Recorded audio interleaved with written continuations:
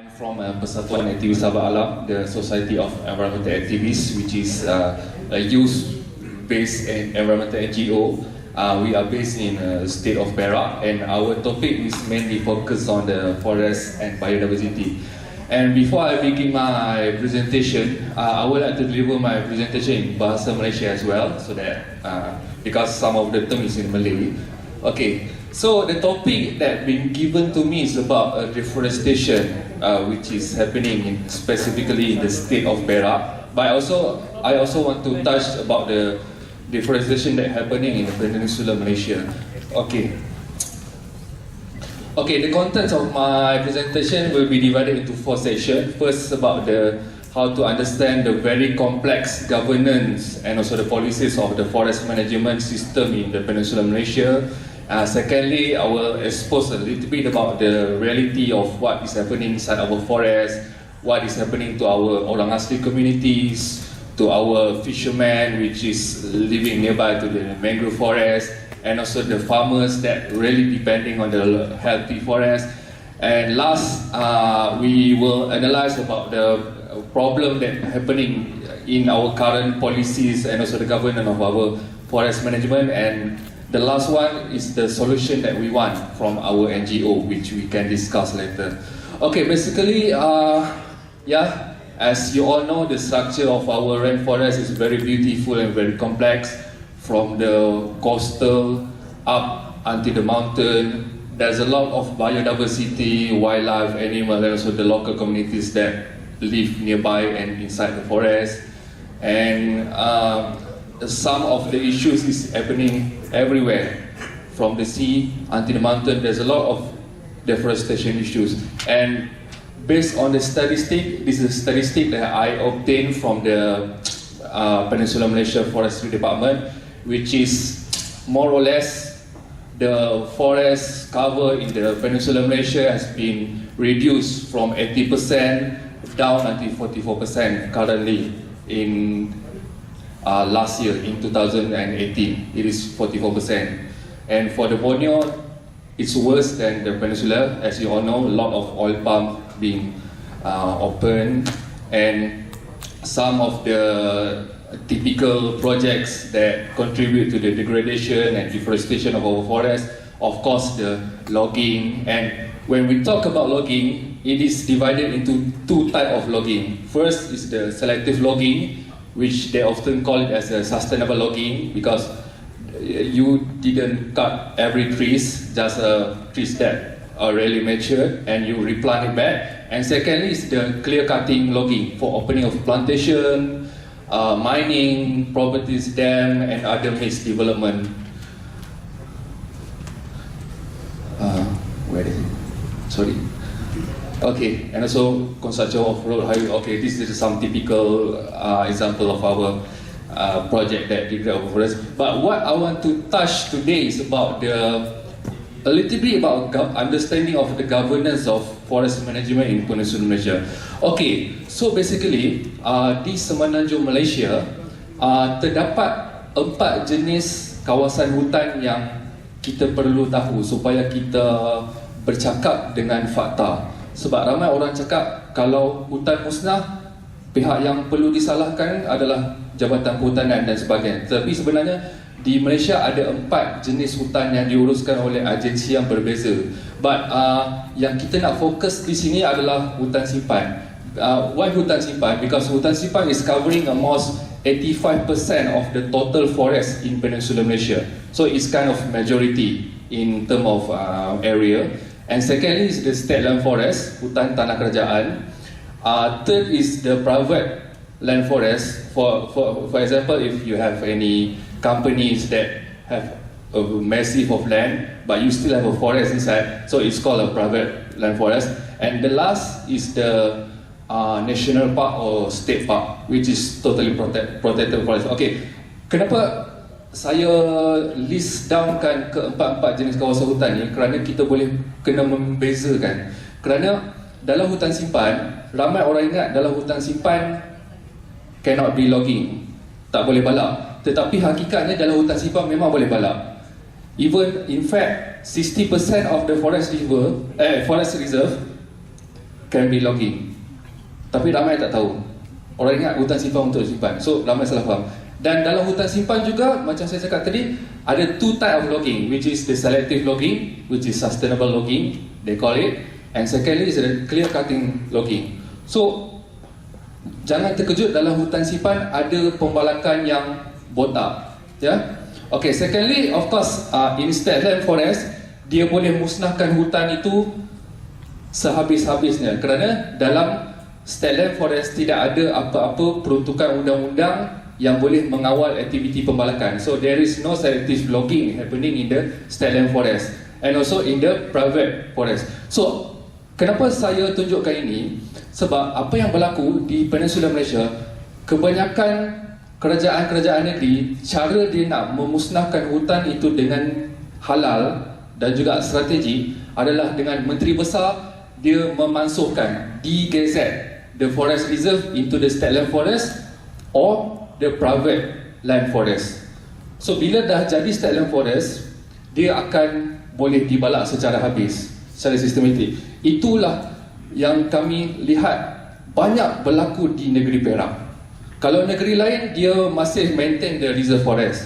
Tetapi kalau di Perak, zaman kerajaan sebelum ni, which is the BN era, the Menteri Besar used to DGZ so many forests. So daripada statistik yang kami kumpulkan data, inilah senarai hutan simpan yang telah dinyahwata ataupun dimasukkan, sama ada kepada private land forest ataupun kepada state land forest. Kami kira-kira ada lebih kurang 23,000 hektar, which is a lot of it. Dan ada sebahagian hutan simpan ini dimasukkan, dia mempunyai endemic species ataupun critically endangered species, which is sepatutnya kena protect, tetapi dia masukkan sebegitu. Dan pemansuhan ini very tidak demokratik, kerana there is no public hearing, and keputusan ini hanya dibuat oleh a politician, which is like Menteri Besar, beberapa exco daripada wakil setiap parti politik, dan juga wakil daripada agensi kerajaan. So contohnya, kalau orang asli A tinggal di dalam satu kawasan hutan simpan yang sebelum ini kawasan hutan simpan itu totally protected, tapi dia tak tahu langsung hutan tu telah bertukar status jadi statland forest, dan tiba-tiba hutan tu botak, dan benda ini tidak diberikan kepada mereka information tentang ini. Ini adalah salah satu masalah yang berlaku di negeri Perak. Dan saya rasa di negeri-negeri lain juga ada, tetapi mungkin tak banyak NGO yang kumpul data tentang ini. Dan kami lawan ini, before the PRU 14, kami lawan, kami viralkan benda ni, dan perkara ini mendapat liputan yang meluas, sehingga kan kami hampir disaman oleh kerajaan negeri Perak kerana exposekan statistik ini. Tetapi data ini kita boleh perolehi secara sah daripada warta kerajaan negeri. So kita ada, apa orang kata, kita tak salah lah dari segi undang-undang. Okay, macam saya cakap tadi, the selective logging should be like this. Kami sebagai NGO, kami ada stand kami terhadap logging, which is kami tidak menentang pembalakan sepenuhnya. We still accept logging, tetapi kalau boleh logging tu of course kena ada selektif, berlaku di kawasan yang tidak sensitif dan kontrol. Dan sememangnya dalam peraturan negara memang ada peraturan yang mengawal pembalakan. Contohnya kalau selective logging bagi setiap negeri, dia ada satu istilah sebagai catuan tebangan tahunan, ataupun kita panggil logging quota for every state. Tak silap saya, setiap negeri ada kota 6 ke 7,000 hektar saja boleh balak setiap tahun. Contoh Perak, dia punya kawasan hutan ada dalam, tak silap saya, 1 juta hektar. So daripada 1 juta hektar tu hanya 7,000 hektar saja dibalak, yang lain tidak dikacau. So which is okay lah kan. Sebab kalau kita nak kalau nak pakai perabot di rumah pun kena pakai kayu balak kan. Takkan kita nak pakai besi. Kalau kita pakai besi nanti menyebabkan pelombongan pula kan. Okay. Dan ini clear cutting logging. Dalam bahasa Melayu kami selalu panggil sebagai pembalakan cuci mangkuk. So inilah problemnya. Dan kenapa problem? Sebab dia banyak memberikan, apa orang kata, kesan yang sangat mudarat kepada hutan kita. Okey, untuk pembalakan selektif ni, walaupun dia nampak sustainable, tetapi kami telah 7 tahun bekerja di lapangan. Kami pergi masuk ke kampung-kampung orang asli, masuk ke dalam hutan simpan dan sebagainya.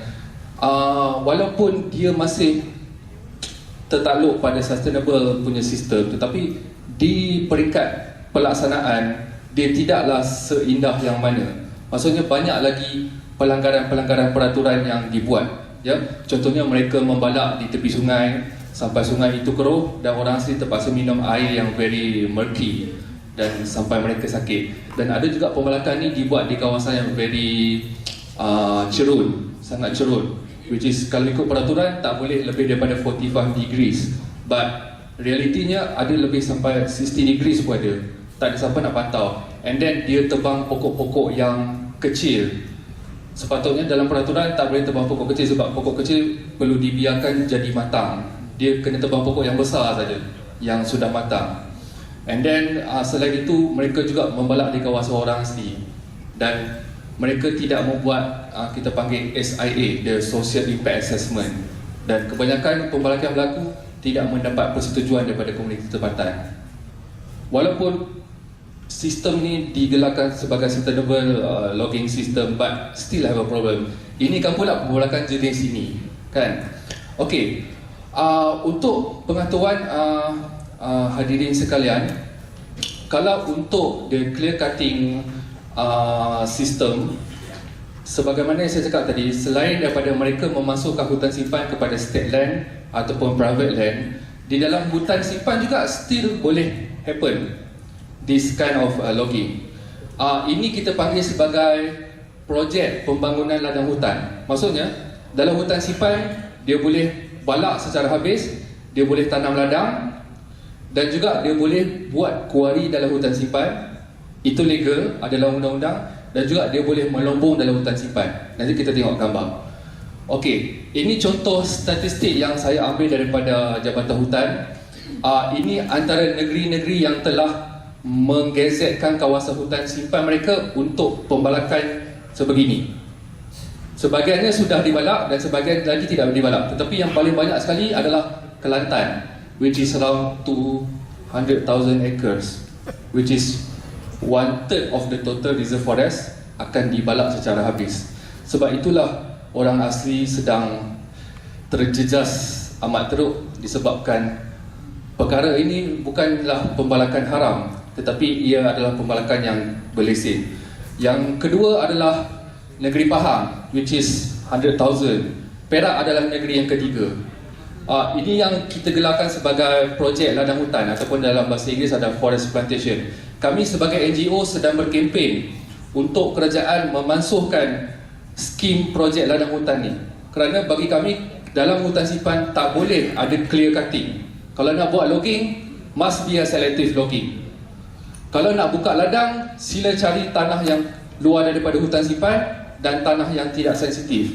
Dan in fact, statistik from the Department of Agriculture mengatakan kita masih ada 120,000 hectares of abandoned land yang tidak dibangunkan. Tetapi mereka lebih suka pilih tanah hutan simpan sebab mereka nak sapu balak dulu, baru buka ladang. That's one of the corruption that happening in the forest management in Malaysia. So negeri yang tak ada ladang hutan adalah Melaka, Pulau Pinang and KL, which is negeri ini memang tak ada hutan pun, kan? In fact, Penang punya forest cover just 6 to 7%, which is mostly located near to the Bukit Bendera. Okay, this is some of the picture that we taken from the Google Earth in the state of Perak. What is happening? This is the original forest. So after you open the ladang hutan, it will become like this. This very large area. I think the range from here to here is about 15 kilometers like that. Okay, this is some of the picture. You can see the habitat fragmentation, because later the forest will be converted into a monocrops plantation. Okay. Okay, and last but not least, there will be a sedimentation that happening. Okay. Dan kalau lihat di sini, sungai itu pun there is no buffer zone. Dia membalak sampai ke tepi sungai, dan sungai memang it's not a sungai anymore. And also there is a quarry happening inside our reserve forest, and this is the license that we given. This is in the Manjung, Perak, which is located just beside the Turtle Landing Beach over there, behind that. And also the Lombok mining for the biji timah and also BJBC. And yeah, ini antara isu-isu yang apa orang kata, isu-isu nasional yang berlakulah apabila hutan musnah, berlaku penindasan terhadap hak orang asli, berlaku krisis malnutrition, especially yang berlaku di Gua Musang. Ramai yang sakit sebab hutan mereka dah tak ada hutan, dan mereka terpaksa makan makanan yang sudah tercemar, dan mereka tak cukup besar. Dan juga ini di Bukit Merah di Perak, the North Taiping, yang mana petani pada tahun 2016 tidak dapat menanam padi sebab sumber air sudah tak ada. Sebab hutan tadahan, hutan simpan Pondok Tanjung yang sepatutnya membekalkan bekalan air yang mencukupi untuk sawah mereka telah dimusnahkan. Okay, this is in Kedah. Sebab laporan daripada GPS mengatakan kebanyakan sawah padi di negeri Perak dan Kedah sedang mengalami tekanan kerana tidak menerima air yang cukup daripada kawasan tadahan air. And this is Tasik Bukit Merah in year of 2016. Tasik boleh jadi kawasan macam ni. So it's happening because the kawasan hulu Tasik yang ada hutan ditebang secara habis. And also deforestation juga berlaku di kawasan pantai, yang mana kawasan mangrove yang menjadi habitat kepada ikan, udang, ketam dan our seafood resources has been destroyed for the aquaculture farming. Ya, dan nelayan kita sangat terkesan dengan kemusnahan hutan bakau ini. Dan last but not least, sudah tentu kemusnahan habitat hidupan liar dan juga ya banjir disebabkan kemusnahan hutan yang akhirnya menyebabkan kemusnahan ekonomi. But I would like to show you this. Kerajaan telah melaporkan kepada United Nations bahawa forest cover Malaysia sekarang ini 53%. Tetapi daripada 53% tu tak semuanya forest. Kebanyakannya adalah ladang getah. Ladang getah dan termasuk juga ladang-ladang monoculture yang lain. The natural forest only accounted about 39%, but the government said to the world that we have 53% of forest cover. So this is kind of manipulation of facts lah. Okay, secara kesimpulannya daripada isu ini, kami melihat deforestation berlaku kerana kuasa menteri besar begitu besar untuk mengawal tanah air dan hutan. Dan kita cadangkan supaya kuasa ini dibahagikan, supaya ada public hearing dan sebagainya. Dan juga di Perak kami telah mencadangkan, after the PH won the election, kami mencadangkan kerajaan negeri menubuhkan satu jawatan kuasa khas alam sekitar negeri untuk melihat kembali the performance of pembangunan di negeri Perak. Sebab banyak zon-zon untuk pembangunan masih lagi bertindih dengan kawasan sensitif, seperti kawasan tadahan air, kawasan orang asli dan kawasan-kawasan yang lain. Maksudnya masa zoning dulu salah. So kita cadangkan penubuhan jawatan kuasa ini, kita perlu stop kejap. We have to declare a moratorium and we have to sit down to discuss yang mana kawasan yang kita boleh bangunkan dan yang mana yang tak boleh. Tetapi cadangan ini masih dipandang sepi lagi oleh kerajaan. Dan juga kami juga mencadangkan kepada kerajaan negeri supaya mengkaji semula, supaya kerajaan negeri tidak mengharapkan ekonomi daripada pembalakan, peladangan dan juga pelombongan saja. Kita perlu transition into new economy, which is from the ecotourism or very green economy like non-timber forest production, for instance. And then kami juga faham bahawa apa yang berlaku yang kami kena pasti tadi adalah kelemahan jabatan penguatkuasaan. ataupun authorities yang enforcement sangat lemah. Dan kita masih faham bahawa kerajaan tak cukup kaki tangan. Apa yang kami cadangkan supaya kerajaan bentuk satu third party monitoring body yang terdiri daripada NGO dan komuniti supaya kita jadi orang kata penguat kuasa juga untuk memantau. Tetapi mereka tak nak. Even kalau kami nak masuk hutan simpan pun kami boleh ditangkap sebab kami tak ada permit. Dan kalau saya apply permit untuk memantau hutan, sudah tentu dia tak bagi. Sebab dia cakap itu kerajaan punya urusan. So that's one of the problem lah.